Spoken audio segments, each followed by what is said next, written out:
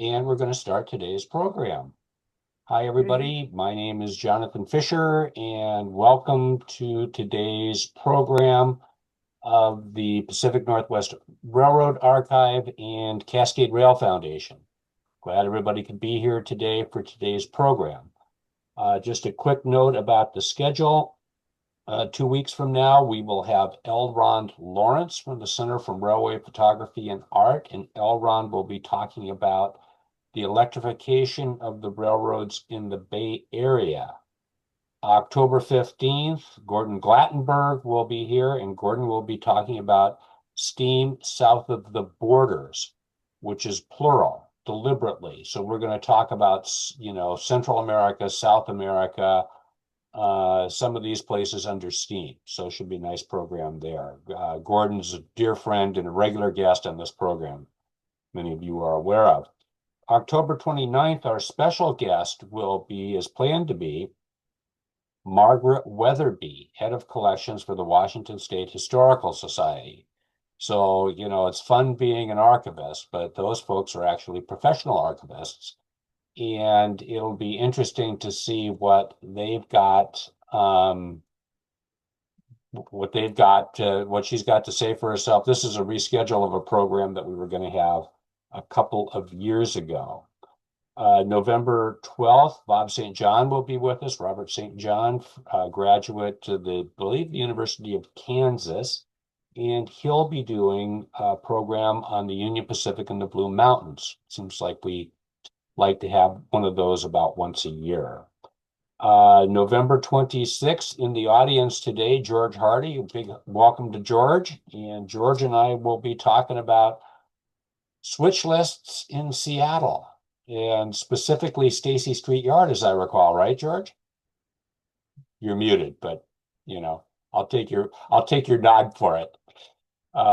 Very good. December 10th, Robert Scott and Jim Abney will be talking about railroading on the Spokane, Portland, and Seattle Railroad. So let's see, coming up, Cascade Rail Foundation, September 22nd, next Tuesday, will be hosting the Great American Rails to Trails Conservancy Group for a special event at our depot. I will again, the second time we've had a big event at the depot this year, and I will again be out of town. I'm going to be taking pictures of trains in Skagway, Alaska, on a charter with Pete Laro, who was a guest of ours earlier this year. So without any more brouhaha on my part, I'd like Trent. Trent, can you come back online there? And let me Oops. see. I keep trying to flip this thing to There you go. speaker view. And when I flip it to speaker view, I keep getting George. And George isn't talking. So I haven't quite Georgia? haven't quite figured out what's going on there. So Trent, I'm going to turn it over to you. Why don't you Okay, let's let's see. see Do here. There's that. Trent. Okay, so that went well. Trent's presentation's on.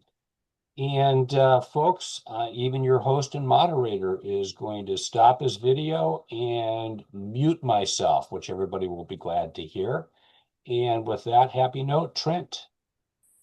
Hi, thanks guys for allowing me to talk about this. I see my wife is on and the buddy who was on this trip with me. So they're going to keep me honest. Oh boy.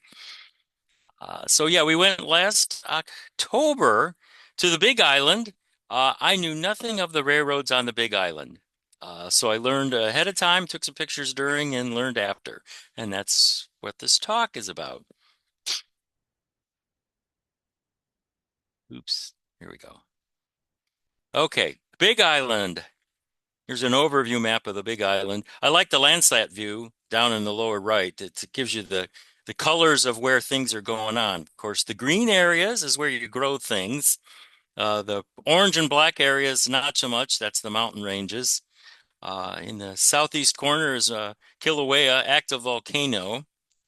Um, so on the right side, you can see the green area. That's where they would grow things like sugarcane, which is what we're going to talk about. Can you guess what they grow on the left side, the dry side of the island? To me, they grow hotels there. That's the big tourist mecca. If you fly in on the Kona side, you're on the hotel side, and the east side is on Hilo is the more tropical side of the island. Um, okay, here's a quiz. Why do I build a railroad? Well, in Oregon, it was for logs and lumber. This is my take of why I build a railroad. In Washington, it was wheat and grain. In Nevada, it was all about silver ore. Extra credit, Arizona. Why did they build railroads in Arizona? Audience participation here. Transcontinental, they needed to get to California. But yeah, what was the thing they were digging out of the ground in Arizona? Copper. Copper. Copper. Copper. And since we were just in Minnesota, some of us, for more extra credit, what are the two things they were doing in Minnesota that caused them to build a railroad? Iron ore. There you go. Iron ore is the big one. I would also would accept wheat as for It depends on Minnesota. the neck of the woods, but yeah, fair Depends on enough. the neck of the woods. And So in Hawaii, even lumber sometimes. and even yes, even lumber. So on the big island of Hawaii, why did they build railroads? In that case, it's all about sugar. This picture on the right is a picture of the sugar cane, lower stalk, upper stalk, and what the railroads did, two things. They brought this sugar cane to the mill and then took the raw sugar to the ports. So that's what they were doing with the sugar. Now, why did this become, well, got ahead of myself. Here's a kind of a little quick diagram of what you do with sugar cane to turn it into sugar granules, which they did on the island and shipped off the raw sugar. But basically, mash it up and you try to and boil it a little bit and remove the impurities, and then you crystallize it and spin it dry, and then store it and put it back on the train to take it to the port. But there was the sugar plantations would grow this, and then they would go to the sugar mills and go through this process. And so Hawaii was big on that. As I talked about earlier, sugar cane was grown on the north and east side of the island in those wet regions. Why this became a big deal in 1876, which is where I kind of start my story, is raw sugar became duty-free in the United States at that time. No tariffs, no taxes, duty-free. So that the production of sugar in Hawaii became very competitive with the rest of the world. And then it took off from there. Of course, in 1899, Hawaii became a territory. 1959, it became a state. That year is also important for the sugar production. We'll talk about that later. And I was quite surprised that that's the Hawaiian flag. I would not have guessed that. Was it 1959 also isn't that your point of entry? You're off by a half a year. Okay, it was 1960. 1960. Yeah, I Okay, came into the world in 1960. that's right, because we Yeah, talked about the Zoo Railroad and you were like -1 when that happened. -1. Yeah. So Yeah. yeah, but remember that date. That's important too when we talk about 1959 and 1960. But the big reason it took off was, ooh, we can send raw sugar to the United States and we don't have to pay any tariff or taxes on it. So we're going to grow that. See if we can grow that in Hawaii and then ship it to California. So here's and I took a photo of this, but I couldn't find a better picture later. But this was in how the sugar industry took off in Hawaii from 1876, kind of like, oh, we can ship it now. And the orange line is the 1 million tons of sugar production that was going on in Hawaii. And you can see in 1946, which is the 70-year mark, there was a big dip. We're going to talk about why there was a big dip later. Oh, I could just talk about this now. In the sugar production basically tapered off after 1960, 1970. Again, that's after it became a state. Can you guess why? Guess what happens when you become a state? That means you are now subject to all the laws and regulations of the United States, including labor laws. So the labor industry that they were using to produce the sugar was now, taking part with the labor laws of the United States. So it didn't make it as productive financially as it was before it became a state in 1959. But we're going to talk about between 1876 when it took off and that big drop in 1946 when something happened.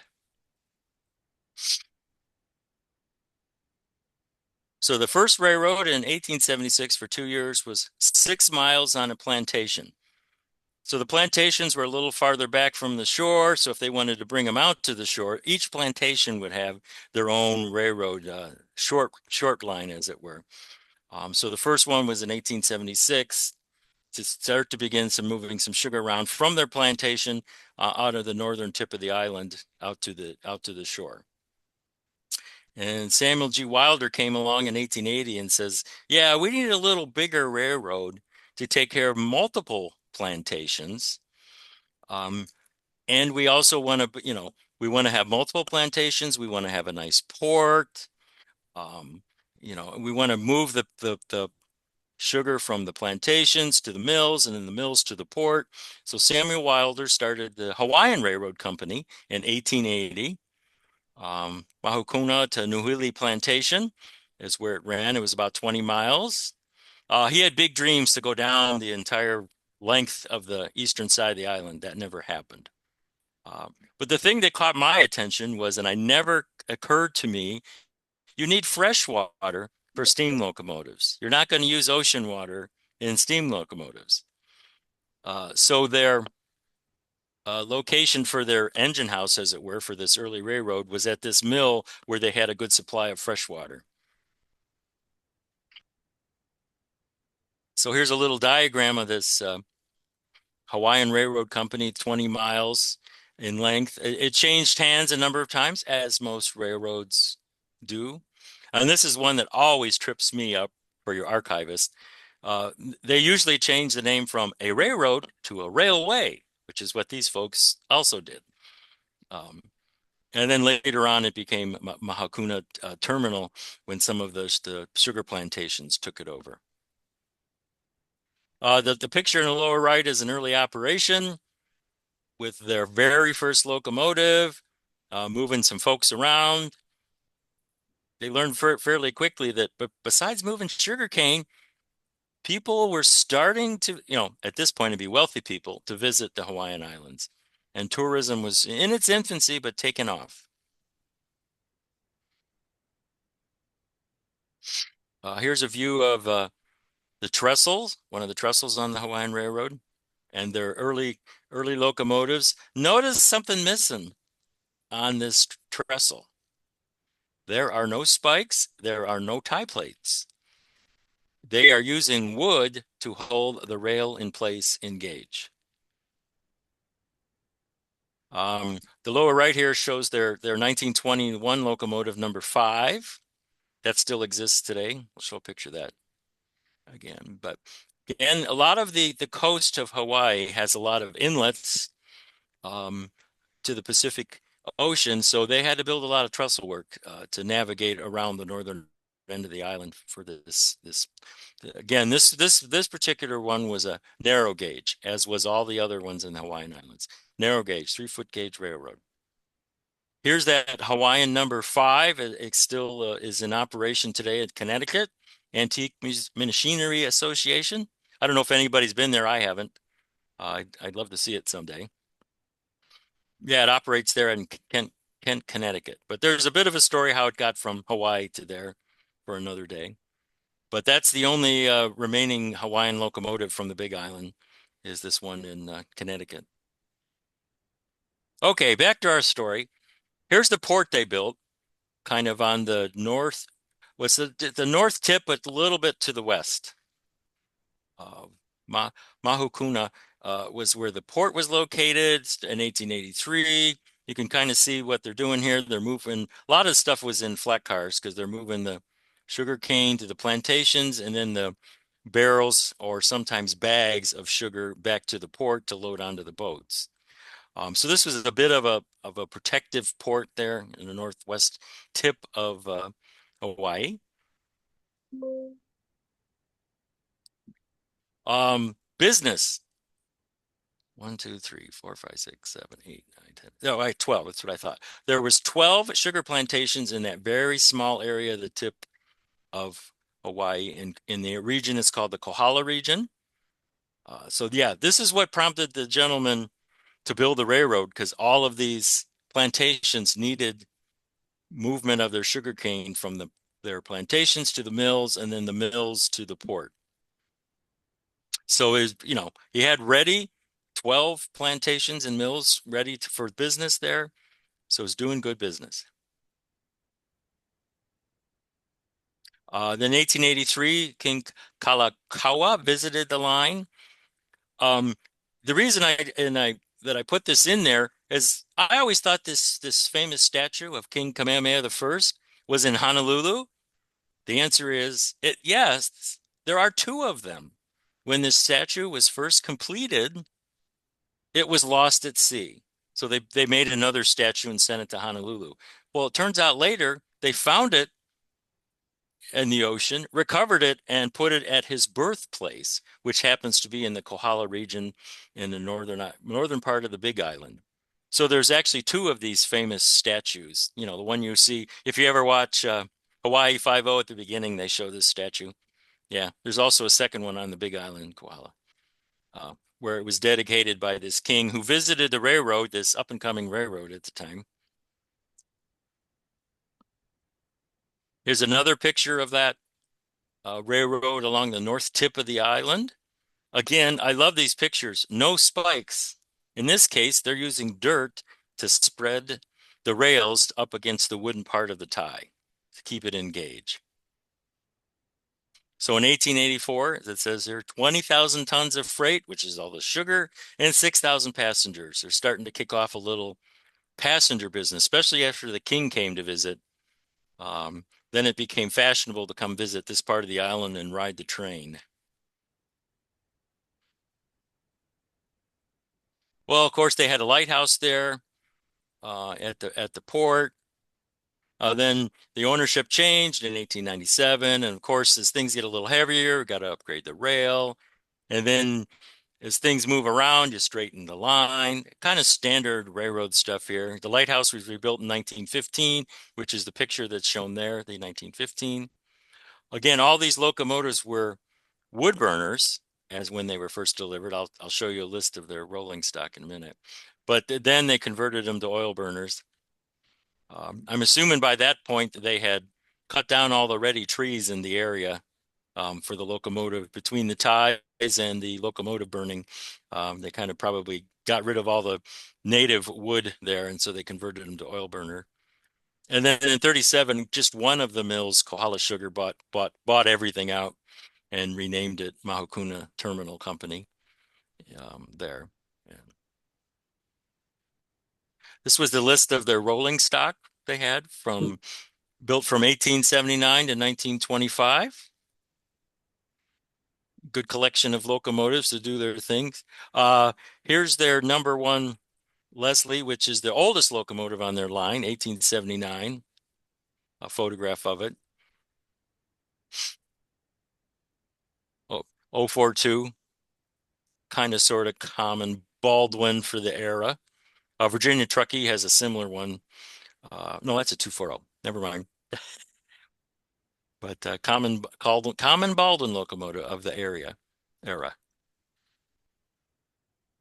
Like I said, number 5 is the last one that was built in 1925. That's the one that survives still today. But they had a good collection of locomotives to do work on the line. This one I didn't get a good reason for this, but the United States asked them to close the port during World War II because they were concerned that would be a place where the Pacific enemy would come onto the Big Island and invade. So they asked them to close the port. By then, of course, in the 1940s, trucking had become big. The roads on the Hawaiian Island were in place. So the sugar products could be trucked around instead of being moved by rail and delivered to the port and shipped off on a ship. So the port was closed in 41 and the railroad was abandoned in 45.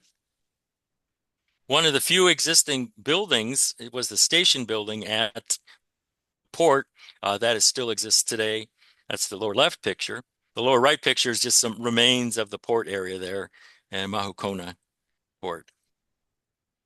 For my wife and friend who were with me on this trip, this was the day guys were watching the Buffalo Bills game. I went to Mahukona and took these pictures.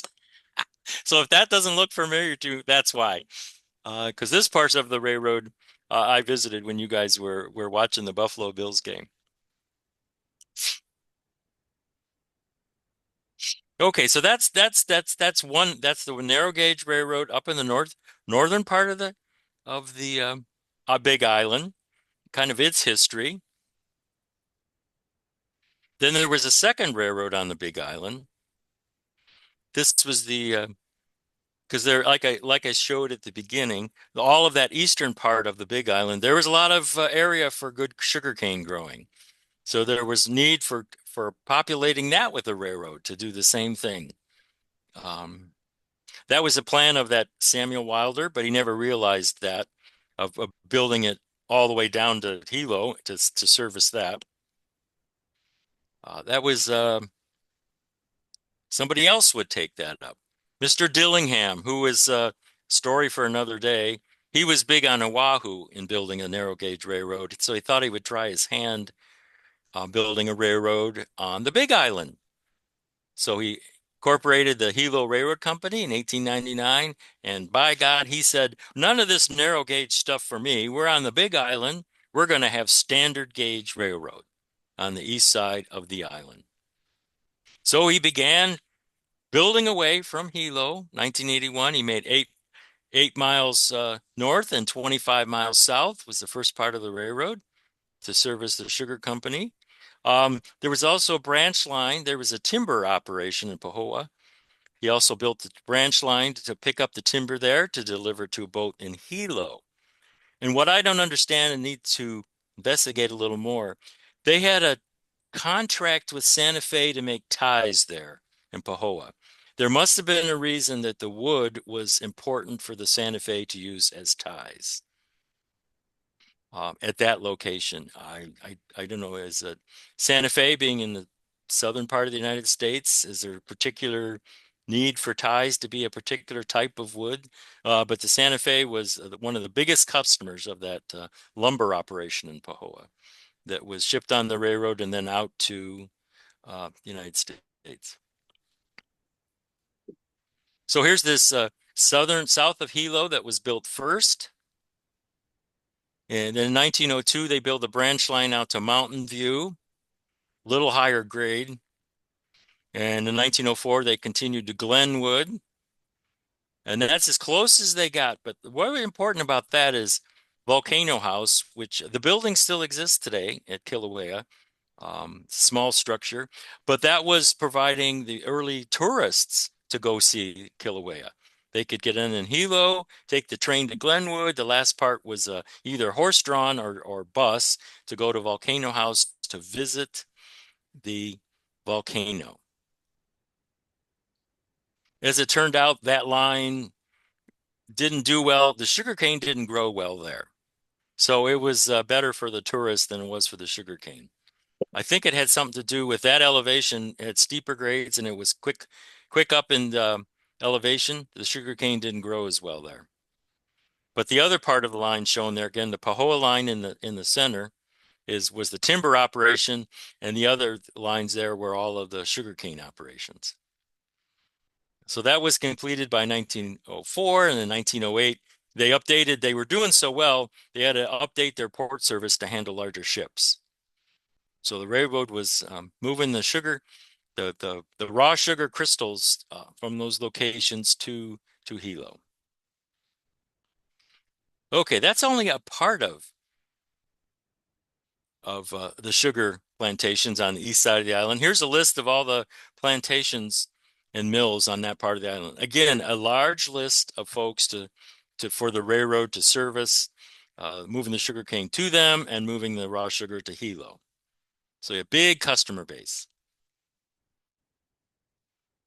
And can look here. This is what is this? Oh, 1917 timetable.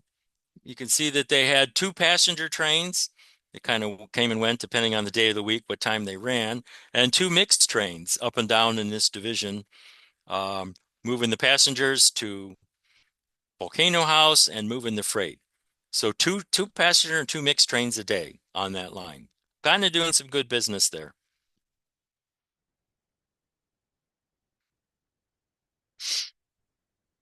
Here's their first big road engine.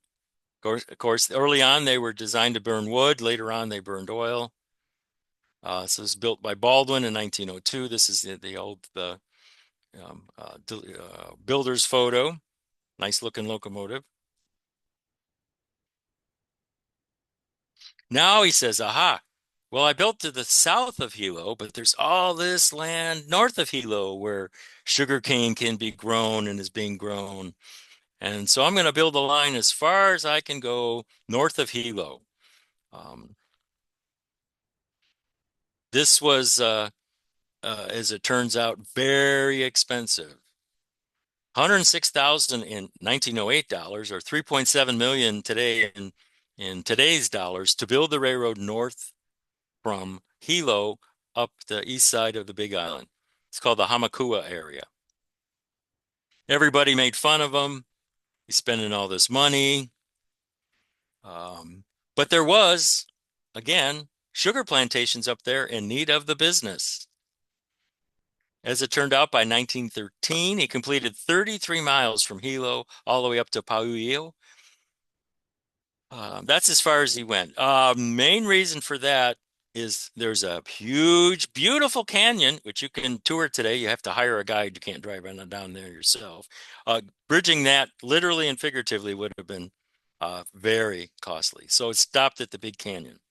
But he had 33 miles from Hilo upwards to service all of these sugar plantations.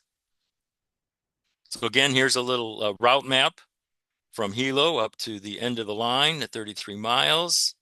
It was built by between 1980 and 1913, service those sugar plantations. Notice my comment there. It was built very near the Pacific Ocean, like right on cliffs overhanging the Pacific Ocean.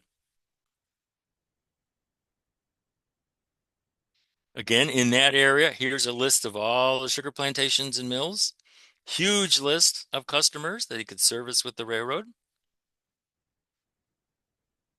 Here's their timetable. They had 5 passengers, which were kind of mixed, and 1 freight daily up and down this line to handle all of this traffic. As it turned out, having a railroad line, as it is today, right next to the ocean is a draw. And soon passenger who arrive at Hilo wanted to go up and visit all the sites. So he had 5 trains a day going up and down and a freight train going up and down this route.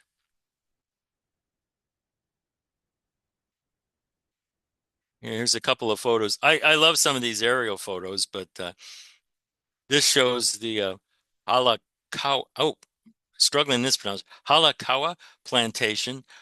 Remnants are still there, including the bridge. But this is an aerial photo from 1925. You can see the big trestle there for the railroad. In front of that is the plantation and the sugar mill. So both were going on in this location.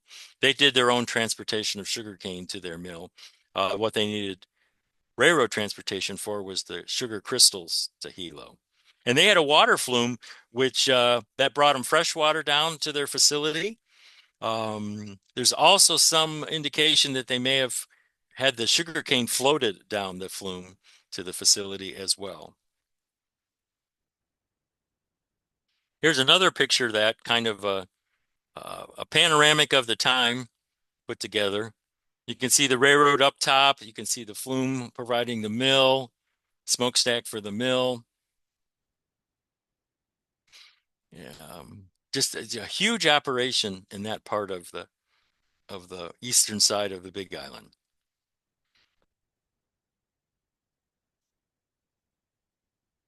Here's that railroad bridge today. That one still exists.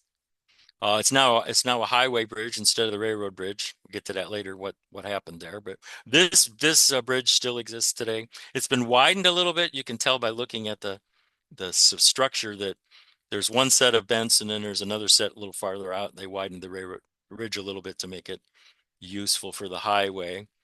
Some of the mill warehouses are still there, and the plantation manager's house is still in the area.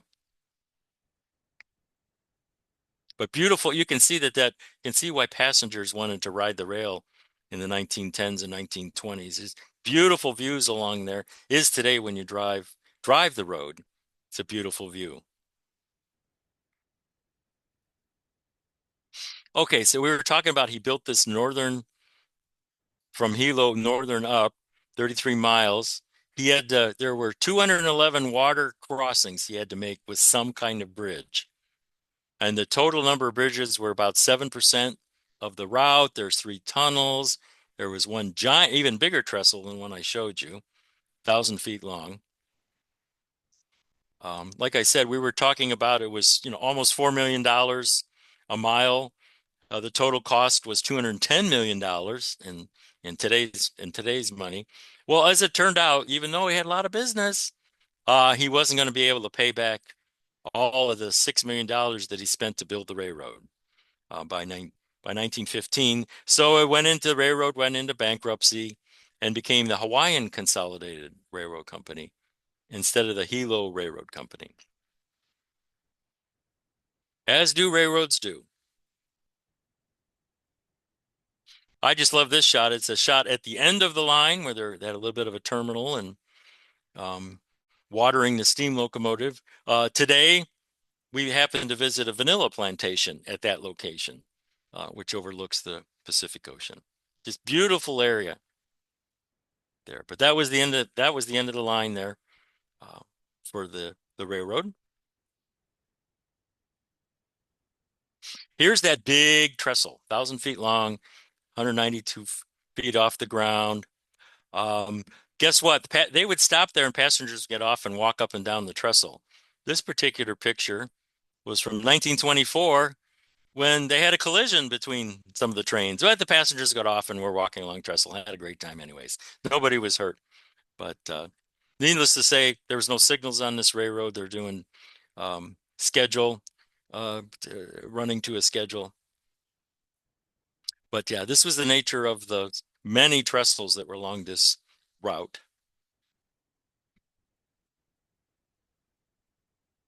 Of course, this is all like we talked about earlier. This is the place. This is turning out the place for tourists to go. So in the 20s, 1920, they had 600,000 passengers. It was tapering off a little bit by 1928. So their peak year, 1920, they carried 600,000 passengers, $193,000 in revenue, doing pretty well. You can see here, this is kind of their lunch menu on the train. I don't know about boiled tongue myself for a cold meat to have. The rest of it looks pretty good.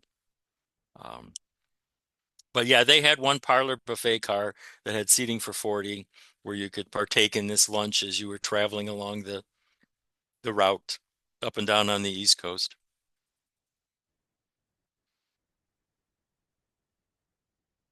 But then again, as time wore on, this is their timetable from 1945. You can see we went from 5 and 1 freight down to kind of like one passenger and 2 freight to handle the traffic.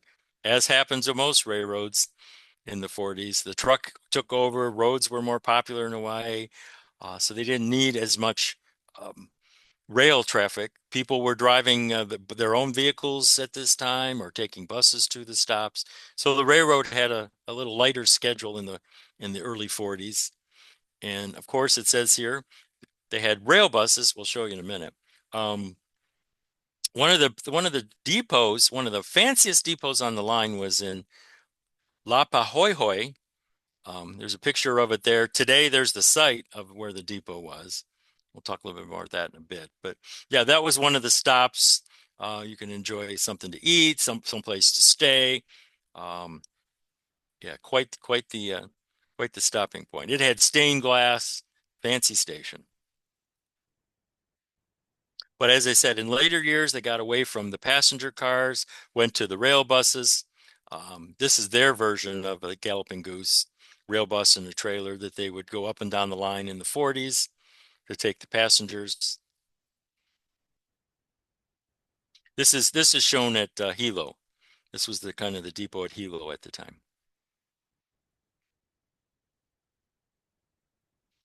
Hilo was their main shop area and engine terminal, right? Because they built north from Hilo, they built south from Hilo. So Hilo was the center point of the railroad.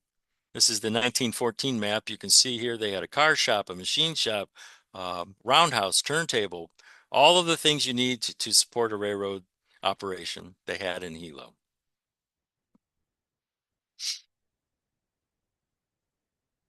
Here's a list of their rolling stock. Had a good number of locomotives. Only one was purchased after that when it was changed hands from Dillingham to other investors and it was purchased in 1916. The locomotive shown in the lower right is that 1902 Baldwin. Excuse me, no, it's the 1899. I chose the earlier, the 1899 Schenectady locomotive that was rebuilt into a Prairie. Um, that was their oldest locomotive other than the 1868 one. But just giving another example of their locomotives. So by 1920, the railroads on the Big Island were completely filled out. The lower one was the Hawaiian Consolidated Railway. The upper one was the Hawaiian Railway. The upper one again was narrow gauge 3-foot. The green one was the full standard gauge. They didn't connect the two. Really rough terrain in between those two to try to connect them. A beautiful scenery. There's a picture of the bay. Yeah, could you imagine trying to traverse that bay? That bay goes in quite a distance into the island. You have to make quite a circle around that to get to the other part. So they never actually connected these two railroads. Like I said, they used the Hilo port for the lower part and the Mahakona port for the upper part to send out their sugar. The lower right there picture shows the volcano house that still exists today at the Kilauea Visitor Center. That's where they would go for meals and lodging at the time when it was built in 1877. There's another hotel there now for that. But that was, like I said, if you went to Glenwood on the railroad line, you'd get off in the short john up to the volcano house. So that's kind of the extent of the railroads in 1920, kind of at their peak.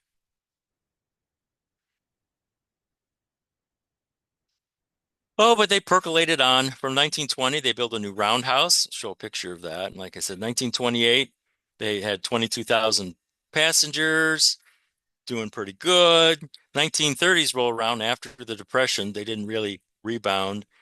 The passenger service was declining. They abandoned that line up from Glenwood out to the volcano because other hotels were having alternate transportations to take you out to see the volcano.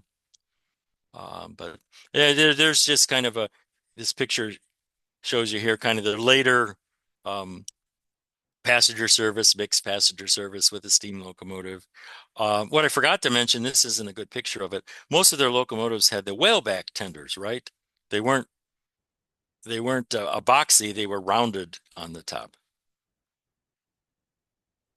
And at the moment, I forget why that was, why they chose that. Left to the viewer to figure out. Here's a picture of the roundhouse built in 1920. And by gosh, they weren't going to have a wood roundhouse that would rot away there in Hawaii. This was a concrete roundhouse that they built. Which you can see here, you've got some of the steam locomotives, the rail buses were in there. But they rebuilt their roundhouse to a concrete one. And here's a picture of the last locomotive they bought. Yeah, you can see they continued with the whaleback rounded tender. This is quite the modern 1921 Baldwin, kind of a standard 1920s Baldwin locomotive, the last locomotive they purchased for the line. Like I said, they're 50-inch drivers. Yeah, could handle all the needs on the line. There wasn't a lot of grades on this line, under 1.5%, other than up toward the volcano, but they abandoned that then later. Some more pictures of their rail buses. I love this turntable, rail bus size turntable at the end of one line. and going across the bridge at Kolikoli.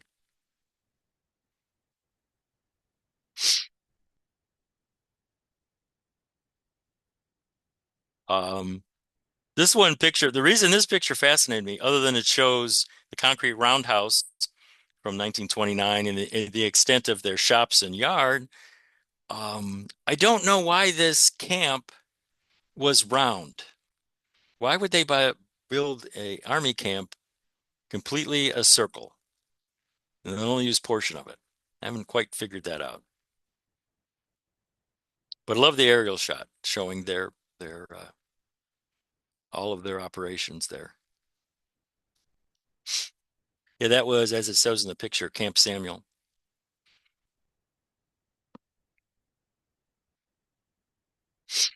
And here's kind of like a view of their yard in the 1940s. Still everything exists. The roundhouse, the shop building, the maintenance buildings, still percolating along in the 1942. Like I said, not as much passenger business, but still had the sugarcane business. Because again, this was before they became a state.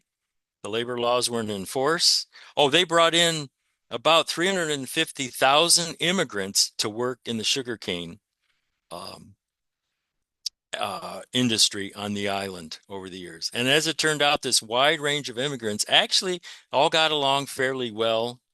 It's kind of a model for how to bring a diverse group of people together to build small communities and to work together in the sugarcane industry. Of course, they didn't pay them very much, which, as we said before, that's when they ran awry when the Hawaii became a state. But then the unthinkable happened. In April 1st, 1946, a tsunami destroyed, and I can't underscore the word enough, just entirely destroyed the railroad. It was an 8.6 earthquake over in Japan. A huge wall of water just hit the east side of the Big Island. There was at least 159 deaths. But this wall of water, again, since this railroad was built along the east side of the island, was just completely destroyed. Here's just a couple pictures. I like the locomotive just kind of being inundated. So yeah, none of their locomotives survived to today, and very few buildings survived to today from the tsunami that hit on the east side of the island. But there are a few things that survived. The bridge that I showed earlier, we saw the rail bus, the Kolikoli Bridge. Um, what they did to this bridge, this is fascinating. Of course, they turned it into a highway bridge. But what they did is the part that fell down, you see the picture on the right, the center section's missing. They found the center section, they flipped it over and built the roadway on the underside of what was the railroad bridge and put it back into place. So that was the Kolikoli Bridge, was kind of rebuilt in its original position, flipped over and turned it into the highway, which is what happened to most of the railroad after the tsunami. Since the right of way was there, they rebuilt that as the road on the east side of the island, the main up north-south road on the east side of the island. Of course, that 8-stall concrete roundhouse, being concrete, survived. It survives today. It's kind of used for small businesses and storage. The Historical Society of Hawaii is hoping to someday turn this into a railroad museum and turn into a national landmark. But it still survives today. The railroad logos they're barely visible above the truck, but they're still there on the portion of the above the doors.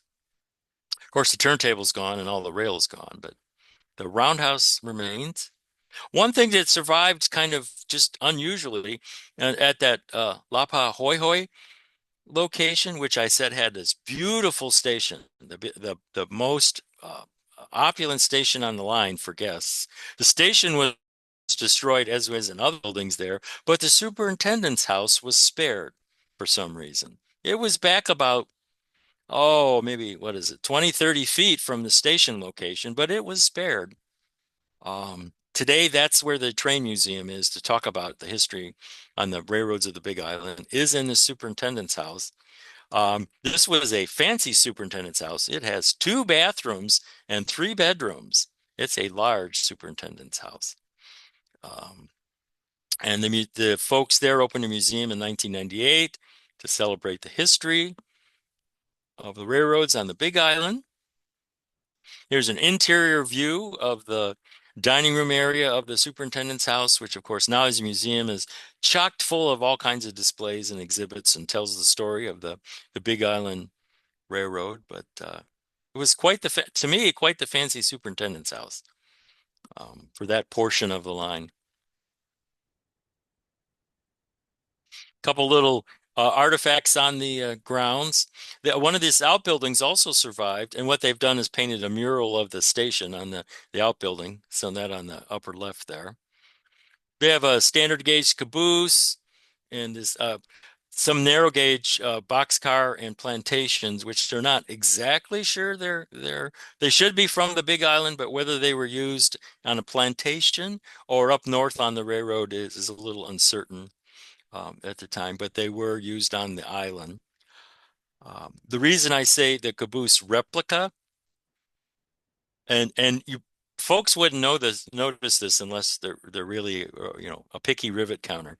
They rebuilt this caboose with wood and tar paper roof. Guess what? Wood and tar paper roof do not stand up to Hawaiian weather. So now it's rebuilt with Trex siding, so it's not prototypical. So they have Trex siding and they have a stainless steel metal roof on it now for prolonged. So it's kind of replica in the sense that it's not original materials and it was rebuilt with modern materials that would withstand the Hawaiian environment there.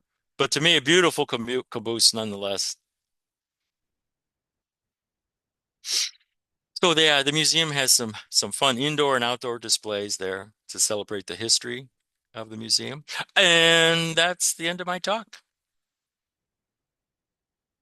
Thanks for listening.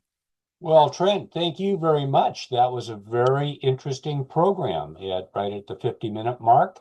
Yeah. And we've got some credits coming up here, the different books that you Oh yeah, referred to. Yeah. here's a bad pun. The best book on railroads of Hawaii is by Gerald Best. Well, he is one of the best authors on the subject, One I of the guess best you'd have authors. to But say. Let's yeah, do a there's rim shot on that. some other ones. Of course, the museum themselves were quite helpful. I corresponded with them back and forth on a couple of things, but So, they ported me to the Gerald Best book, and I was able to get a copy of that off of eBay at a reasonable price. so did you have any interest in Hawaiian railroads before you went there, or did you go there Oh, and go, oh, this is kind of cool. I should learn more? that was exactly it. I had no idea that there was even any railroads on the Big Island. So you're right. As we were looking, planning our trip, I pull out my map book of, all rail lines in the United States, and I go, there's railroads on the Big Island. I need to learn more about this. Oh, okay. All right. Yeah, Yeah. I mean, that's what happens to me. I go someplace and they go, oh, wow, they have trains here. And Yeah, then they I have get trains home here. and I'm like, maybe I should learn more about these things. Yeah. So, we had a couple of good comments in the chat. One of the comments was ties were used in the Southwest. The wood variety worked well in the high temperatures of Arizona and New Mexico. Funny thing was how many redwood ties were shipped to Hawaii and California. So Oh, that one came through the chat. okay. Any thoughts about why they didn't use tie plates? Just because they didn't want to ship the iron out there, or Yeah, what? that would be my guess. No spikes and no tie plates. Yeah, that would be because they didn't want to ship the iron out there. Yeah, didn't want to ship the iron out there. So, Yeah.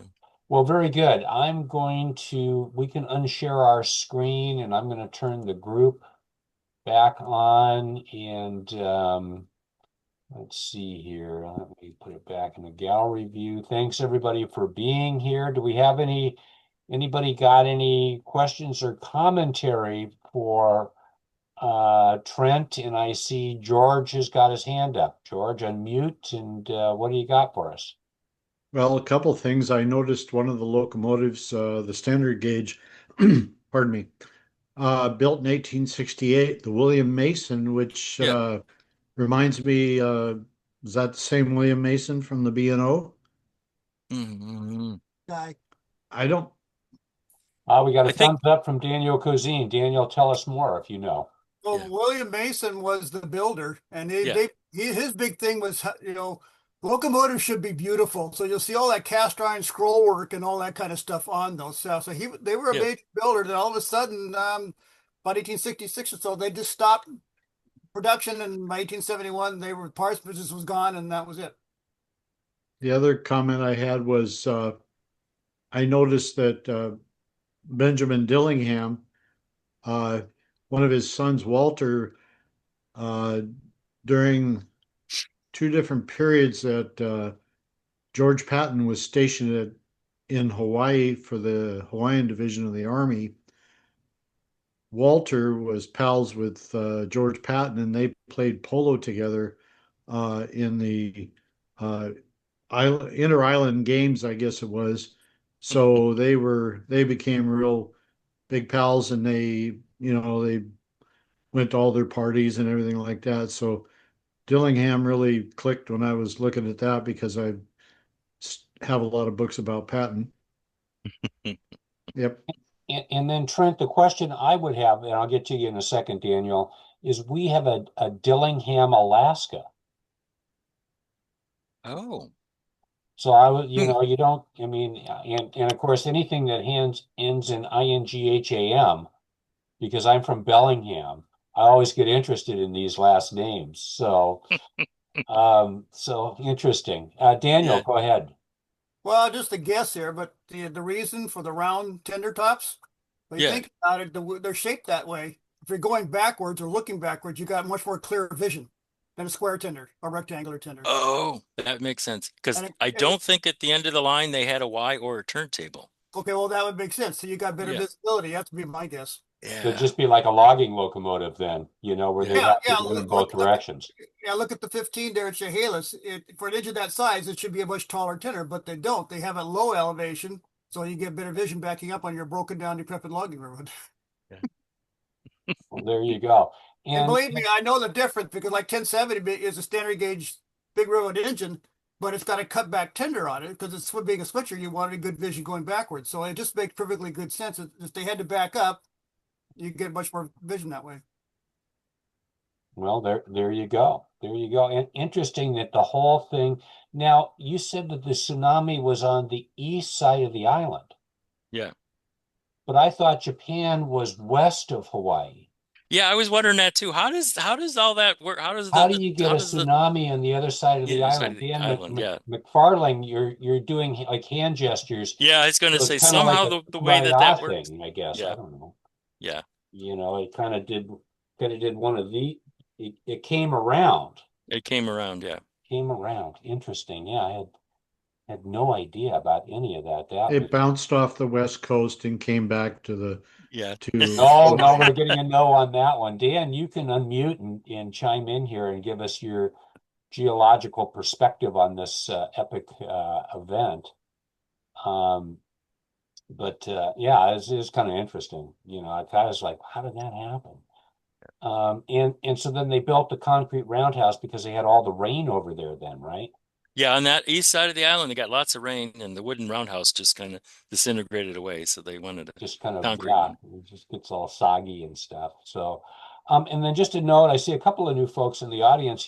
This link works for every meeting. It's a recurring meeting, so you can always tune back in the future, or if you'd like, I can add you to our mailing list and drop your email in the chat, and I'll put you on our list for our upcoming programs. We've got programs through December 10th this year. It's kind of an odd year for calendars, but every year is kind of an odd year for Yeah. calendars. So yeah, drop me a note. I'm glad to add you to our list. And, we're just coming up to the top of the hour. Dan, I got you down, and I'll go ahead and add you. And is that a two-headed dog you have there?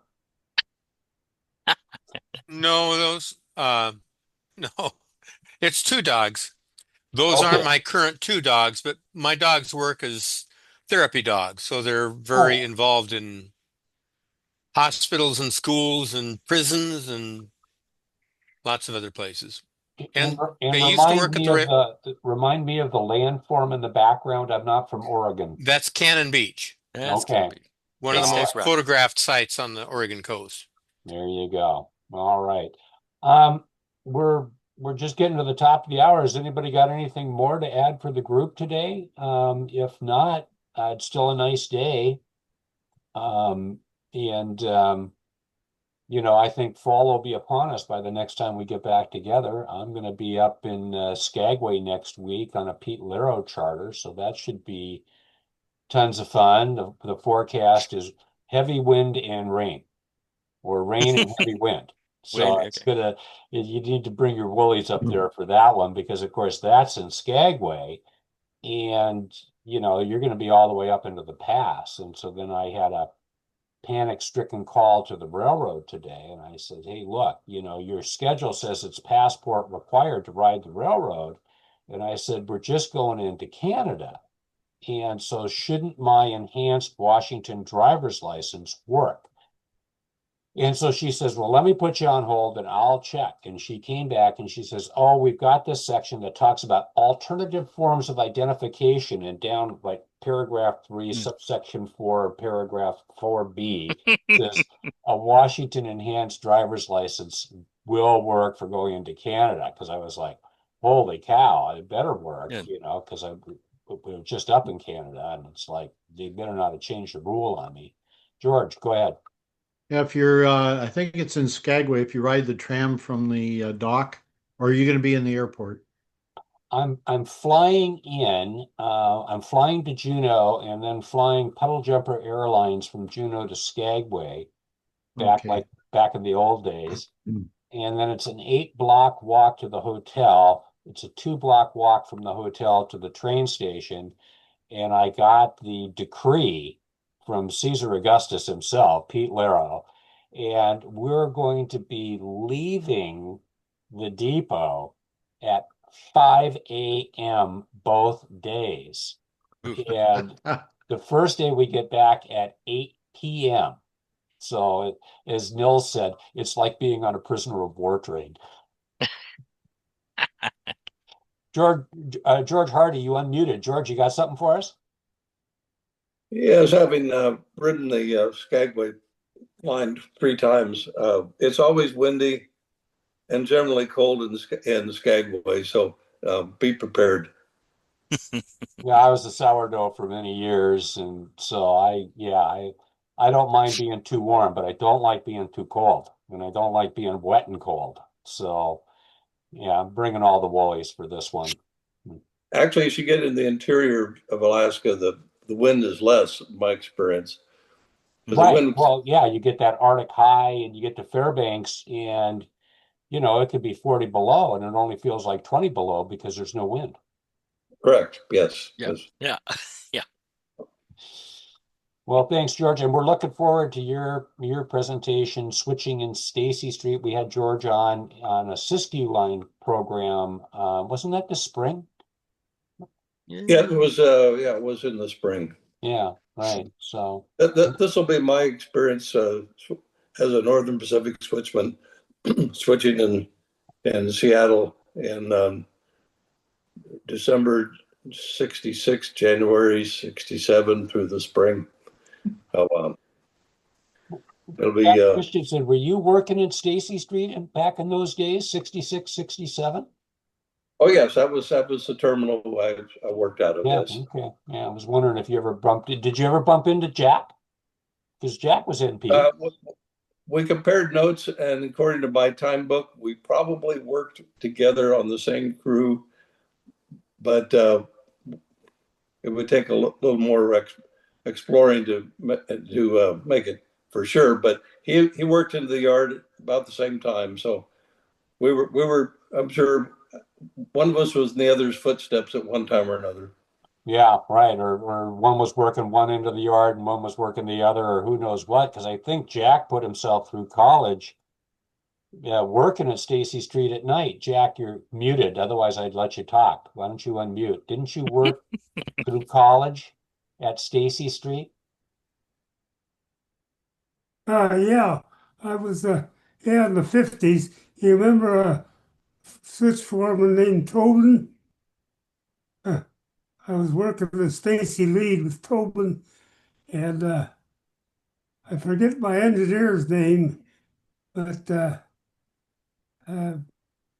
he let me run the engine from 11 p.m. to about 4 a.m., and then he'd wake up and take over. And sometimes I'd fall asleep kicking cars on the Stacy Lead, and Tobin would come up there and tell the hell again. Of course, he was laying on the floor when we hit standing cut in the yard, and knocked him off his chair. Tobin didn't say anything to me, but he made him get up and run the engine. This kid's going to college all day, and you're making him work all night. Do you remember Mr. Tobin? That name ring a bell, George? Tolman? No, I don't remember Tolman. He was a foreman. This would be in the late 40s, 50. George No, is a little later than that. I hired out in December '66. Yeah, I was back in Duluth. I was road foreman. Engines. That was a little bit later. Yeah, I go back way back on the Stacy business. Well, as far as working nights at Stacy and people falling asleep, history repeated itself quite a bit after your experience. I was sure of that. Yeah, I Working can't nights. remember the name of that hog yet, but I'll think of it. I didn't record the hoghead's names. I always recorded the switch foreman's name because I was on the switch crew. But I don't remember a Tolman. He was a foreman of this. The kicker, Stacy Lead, kicking cars that they're working the South End. That was his gig. But I'm having a senior moment as far as that engineer is concerned. He had a habit of letting me run the engine until about 4 a.m. and then he'd take over. Well, the Stacy Lead fed out to the mains. So if you had a long cut of cars, the engine was down south of the yard quite a bit, and once in a while we got busy switching cars, and the yardmaster would have to come out and shoo us off because there was an inbound train we had to clear, and of course we didn't know about it till he showed up, but it made for some interesting moves around there. Yeah, we had those Baldwin switch engines.